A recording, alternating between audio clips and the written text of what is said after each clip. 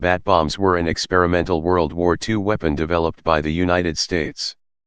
The bomb consisted of a bomb-shaped casing with over 1,000 compartments, each containing a hibernating Mexican free-tailed bat with a small, timed incendiary bomb attached.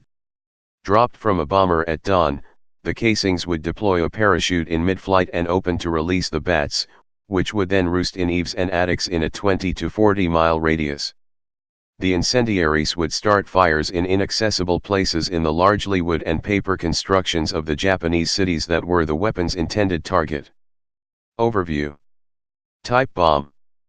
Place of origin US. Service history. In service, never used. Wars, World War II. Production history. Designer Louis Feser.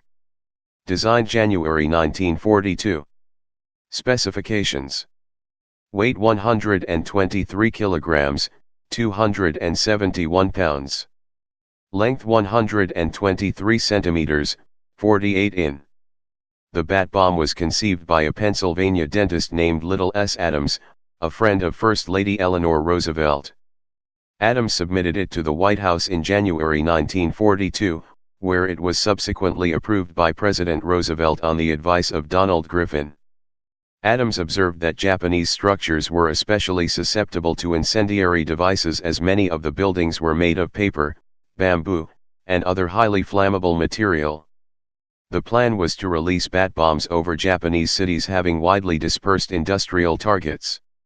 The bats would spread far from the point of release due to the relatively high altitude of their release, and would then hide in buildings across the city at dawn. Shortly thereafter, built-in timers would ignite the bombs, causing widespread fires and chaos.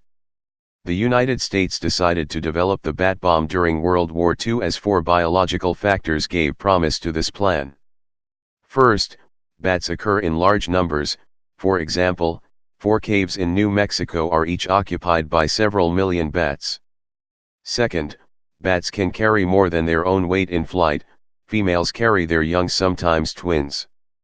Load-carrying tests were conducted in the dirigible hangar at Naval Air Station, Moffett Field, Sunnyvale, California.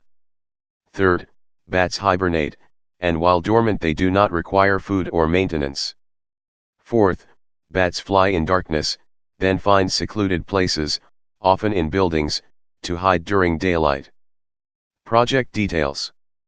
By March 1943, a suitable species had been selected. The project was considered serious enough that Louis Feser, the inventor of military napalm, designed 0.6 ounce, 17 G, and 1 ounce, 28 G, incendiary devices to be carried by the bats. A bat carrier similar to a bomb casing was designed that included 26 stacked trays, each containing compartments for 40 bats. The carriers would be dropped from 5,000 feet, 1,525 m.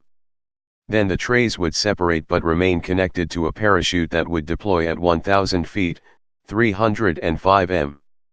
A series of tests to answer various operational questions were conducted. In one incident, the Carlsbad Army Airfield Auxiliary Air Base, 32°1539 and 104°1345 near Carlsbad, New Mexico, was set on fire on May 15, 1943, when armed bats were accidentally released. The bats roosted under a fuel tank and incinerated the test range. Following this setback, the project was relegated to the Navy in August 1943, who renamed it Project X-Ray, and then passed it to the Marine Corps that December. The Marine Corps moved operations to the Marine Corps Air Station at El Centro, California. After several experiments and operational adjustments, the definitive test was carried out on the Japanese Village, a mock-up of a Japanese city built by the Chemical Warfare Service at their Dugway Proving Grounds test site in Utah. Observers at this test produced optimistic accounts. The chief of incendiary testing at Dugway wrote, "A reasonable number of destructive fires can be started in spite of the extremely small size of the units.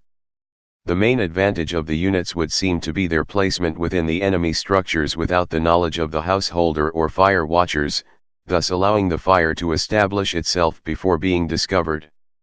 The National Defense Research Committee, NDRC, observer stated, it was concluded that X-ray is an effective weapon. The chief chemist's report stated that, on a weight basis, X-ray was more effective than the standard incendiary bombs in use at the time. Expressed in another way, the regular bombs would give probably 167 to 400 fires per bomb load, where X-ray would give 3,625 to 4,748 fires. More tests were scheduled for mid-1944, but the program was cancelled by Fleet Admiral Ernest J. King when he heard that it would likely not be combat-ready until mid-1945. By that time, it was estimated that $2 million had been spent on the project. It is thought that development of the bat bomb was moving too slowly, and was overtaken in the race for a quick end to the war by the atomic bomb project.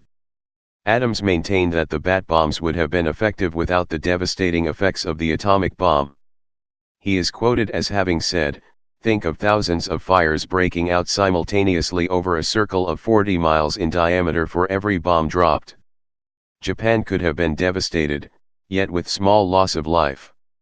The infamous invasion by bats project was afterwards referred to by Stanley P. Lovell, Director of Research and Development for Office of Strategic Services, OSS, whom General Donovan ordered to review the idea, as Die Fledermaus farce.